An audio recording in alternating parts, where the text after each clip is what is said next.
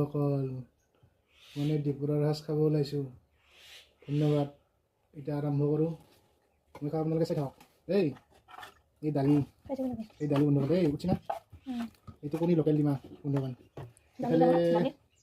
ইফালে জ্বালা বটা তৰকাৰী আৰু ইফালে মাছৰ মূৰা বন্ধ কৰোঁ। মাছৰ মূৰা বন্ধ কৰোঁ মাছৰ মূৰা মানে মাছ পিছো আছে, ভাল মাছ মজাকৈ মাৰি দিওঁ আজি। ঠিক আছে না?